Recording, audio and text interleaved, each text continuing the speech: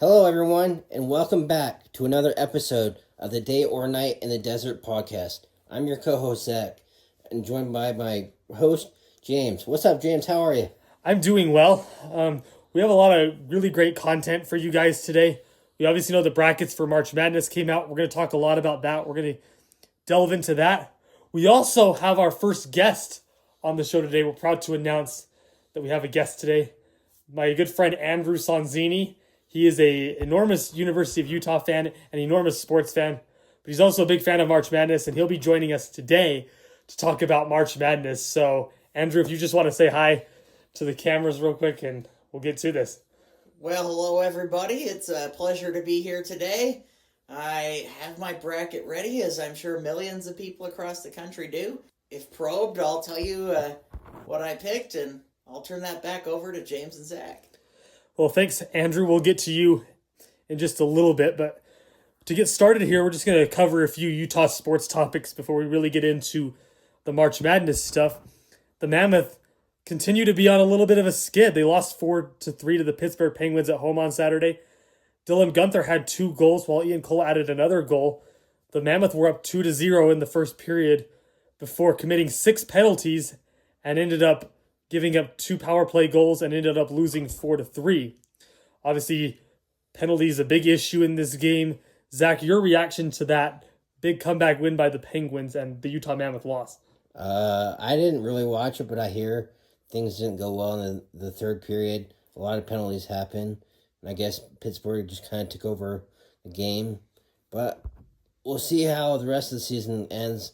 But right now, we're in the first spot for the wild card. Hopefully, we stay in that position, but I don't know what'll happen. But we'll see. Well, the good news with that is we are still 4 points ahead of the San Jose Sharks for that top wildcard spot. So if we keep on the trajectory that we've been on the whole season, we can certainly keep things on track and hopefully get into the playoffs. As I've obviously said numerous times, it would be very great to see the Utah Mammoth in the playoffs and have playoff hockey in Utah. We're all excited about that. On another note, and we won't touch too much on this, but the Jazz did lose to the Blazers 124-114 on Thursday. Bryce Sensabaugh led all scorers with 31, while the Jazz had 5 players in double figures, including Cody Williams and Kyle Filipowski. 10-day Saingi guard Bez Mbang from Yale made his NBA debut, had 4 points, 4 assists, 2 steals, and 1 block as a replacement for Mo Bamba, who was waived by the Jazz last week. We're going to get into the NCAA tournament, which includes 2 Utah teams, BYU and Utah State. Utah State was the Mountain West Conference champions. They won their last game in the Mountain West tournament 73-62 over San Diego State to punch their ticket to the NCAA tournament. Guard MJ Collins led all scorers with 20 points as the Aggies had 4 players in double figures. They will be in their 4th consecutive NCAA tournament as an 8 seed, playing Villanova, and they had ended up with a record of 28-6. Obviously a very good team, and big congrats to Utah State on the Mountain West Conference title. Your reactions and your predictions for the Villanova game? I didn't really follow Utah State much this season, but I saw a couple of their games. They have a great offense. Both teams, both positions of the ball really stuck out to me. Defense was a big factor of how they play. Their offense is lights out. No one can stop them from beyond 3-pointers. So it'll be an interesting tournament to see how Utah State does. Obviously, Villanova, a great matchup. Obviously, a blue blood program. They were the 8th seed. But Utah State, big props to them for clinching that spot and getting themselves in good position heading into the NCAA tournament. BYU, the other Utah school who made the NCAA tournament, they're a number 6 seed, and they will take on the winner of a first 4 matchup between 11 seeds Texas or NC State in the first round of the NCAA tournament. That's big news for BYU. AJ DeBonce has been a star all year. We obviously know what he has going for him heading into this NCAA tournament and the NBA draft. He's expected to be a top 3 pick. I kind of think NC State is going to win that first 4 matchup. They've been more consistent all year. Texas obviously has had their struggles, but barely skidded into a first 4 matchup. BYU and NC State, that's going to be a great game. Did predict NC State to actually come out of that one. They certainly have had a knack for upsets. They've beaten Duke. They've beaten teams like Miami and North Carolina over the last few years. And I just like always what NC State brings to the table. And I think BYU sometimes can a little bit be cocky maybe, or a little bit out of rhythm sometimes. And so, while I think BYU has the potential to get to the Sweet 16 or the Elite 8, my gut instinct tells me that NC State is going to find a way to win that game if they happen to beat Texas first. Sons, your thoughts on those two games? Well, I think Villanova is always a formidable challenge. They are, as James said, a blue blood program, but I like what I've seen from Utah State. They've been consistent on both sides of the ball all year long, and I have them coming out victorious, but then running into the buzzsaw that is Arizona, losing in the second round. Like James, I think BYU does have potential as a squad, but they will sorely miss Richie Saunders, and AJ DeBonsa and Robert Wright can't do it all on their own. So I also have NC State beating Texas in the first four and then proceeding to beat BYU in the round of 64. That was another thing I failed to mention with Richie Saunders out for the year. Obviously, it's going to affect BYU's offense in a massive way. And so I think it's just going to show itself in an NCAA tournament game where obviously everybody on NC State or Texas is going to be gunning for AJ DeBonsa, especially on defense. They're going to be trying to trap him, trying to get him out of his rhythm. And I think that that's going to make a major impact on BYU. Robert Wright he's the guy who makes everything happen for him. You know, he's a great passer. He's an elite floor general. We've obviously seen what he's been able to do, and he's been averaging some good numbers on offense this year.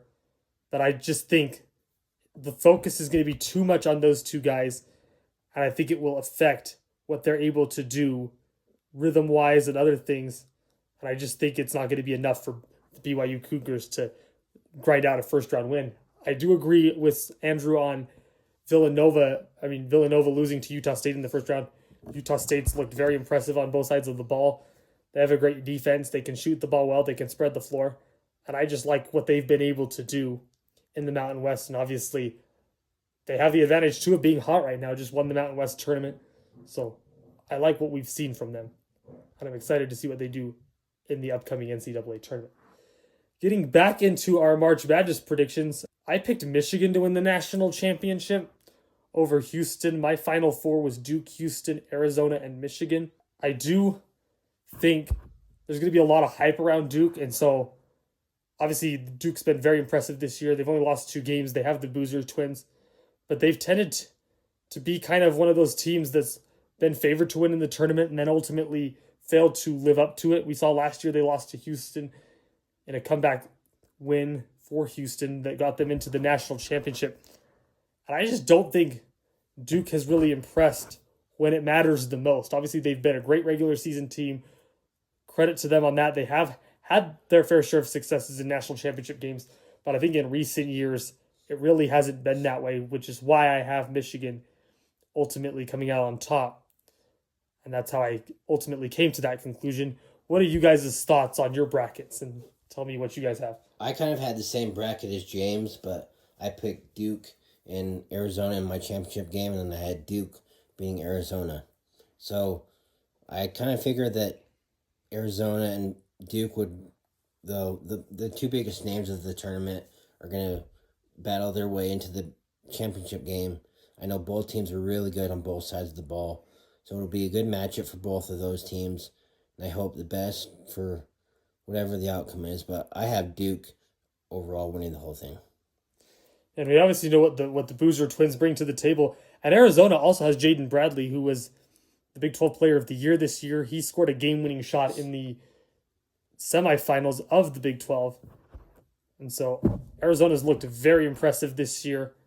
Obviously, I think they are formidable as well, hence why I had them in my Final Four as well. I just picked Michigan due to being more of a blue blood program who's had more NCAA tournament success. I just kind of trust them more in a big situation. Obviously, Arizona did have a very close game against Iowa State. Michigan, though, obviously, they've had their struggles. They lost to Purdue, and so I think it is going to be interesting to see how it all plays out. I just kind of am picking based on my gut instinct. Obviously, it is hard to predict things like the NCAA tournament, and so I'm just going with how I feel, and we'll see what happens. Sans, what are your reactions and thoughts on your bracket? Well, I share the same Final Four prediction as these guys, Duke and Houston and Arizona and Michigan in the Final Four. And like Zach, I have Duke and Arizona advancing to the national championship. And like Zach, I have Duke triumphing over Arizona. I think the legacy of Duke basketball, the presence of the Boozer twins, and just having these fundamentally sound players all over the floor will make the difference in a clutch situation. Cinderella-wise, I have been heavy on picking 6 and 11 upsets. I have South Florida beating Louisville. I have NC State eventually beating BYU. And then I believe Miami, Ohio will beat Tennessee.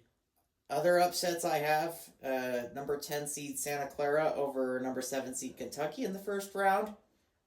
St. Louis over Georgia in the 9-8 game in the Midwest region. Utah State beating Villanova would surprise a lot of people across the country, but those who know. My major underdog pick is number 12 McNeese, continuing their success of a few years ago in the tournament and beating number 5 seed Vanderbilt. And I think McNeese can give Nebraska a good game. I just think they'll run out of steam. UCF, I think, has a good chance. I think they'll beat UCLA in the 10-7 matchup. And beyond that, that really covers my Cinderella picks. My Cinderella picks are slightly different than that. My biggest upset was number 15 seed Tennessee State knocking off Iowa State in the first round. There has been a lot of those upsets over the years. I think we will get back to a few more upsets this year. I have Texas Tech beating Alabama in the second round, which is going to surprise a lot of people. But obviously with their guard getting in trouble with the law, I feel like that's going to impact that matchup as well. I don't feel like there's going to be too many upsets, but it is going to be interesting to see how it all plays out. I obviously have Utah State beating Villanova.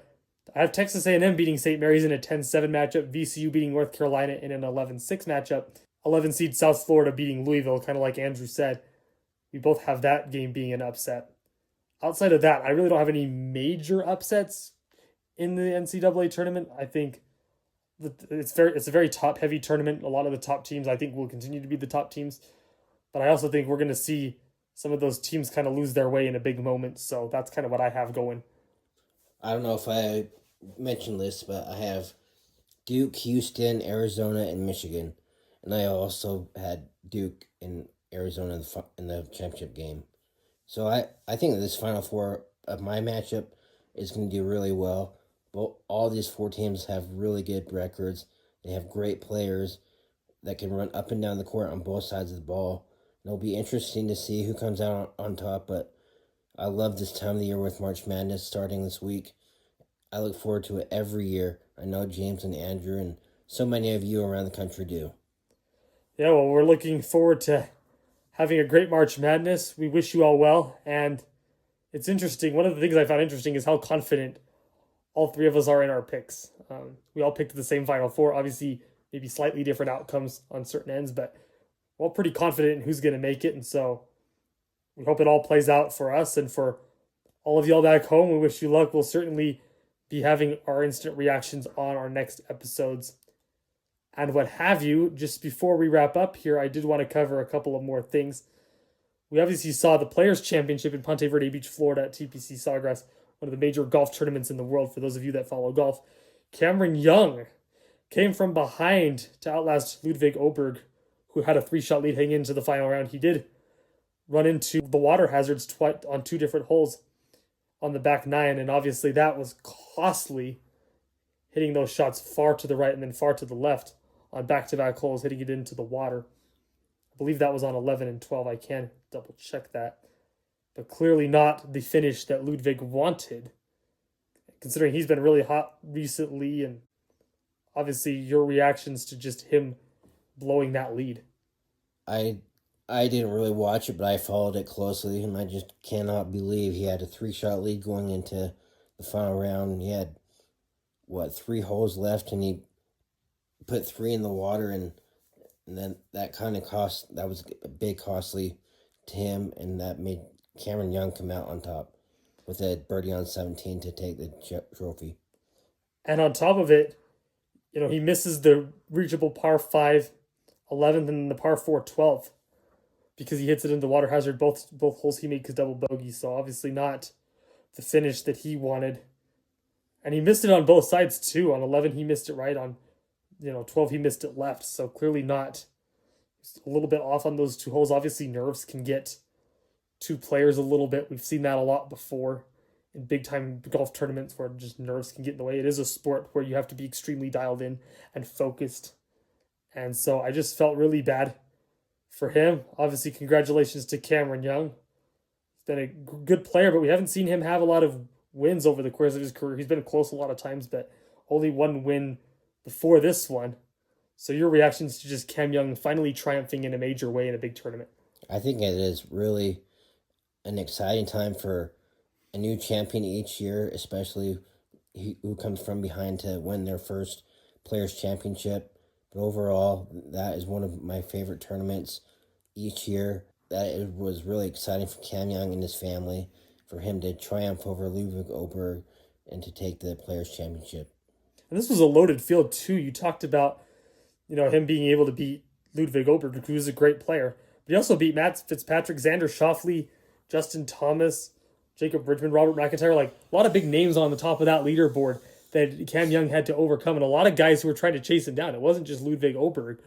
I mean, I know Ludwig was the big story given the collapse, but a lot of these names are big names. We've seen Justin Thomas make a remarkable comeback from his back surgery late last year. Brooks Koepka came back from Live and has done really well. This last week he was in the top 5 pairing, and he finished overall with a decent score, but it wasn't enough. But I really do like that Brooks Koepka is back on tour and doing the tournaments that he loves to play. Koepka was -6. He was tied 13th overall for the tournament. So, again, a good finish, especially in a big tournament coming back from Live. Certainly happy with that. I was maybe hoping to see Brooks do a little better early in the season, but I think he is on the right track to be back for the Masters and hopefully put on a good showing there. We obviously saw a lot of guys in the hunt. Justin Thomas has made a remarkable comeback. We touched on that. But again, a lot of big names on this leaderboard, a lot of things that Cameron Young had to overcome. And it's obviously been kind of reminiscent of his career. He's had to overcome a lot. He has been in the hunt a lot of times, including in the British Open. We saw that a couple years ago when he was in the final pairing. Ultimately lost to Cameron Smith. I'm just happy, really happy for him. He's a guy who deserves it. He's been grinding so hard. He's been having top 10 finishes all year. We've seen him a lot in the final groups. And so just so happy he can finally come away with a win and kind of breathe a sigh of relief and be able to play more freely heading into the next few events. And I don't know about you, James, but I'm really excited for the Masters tournament coming up in a couple of weeks. I look forward to that every year.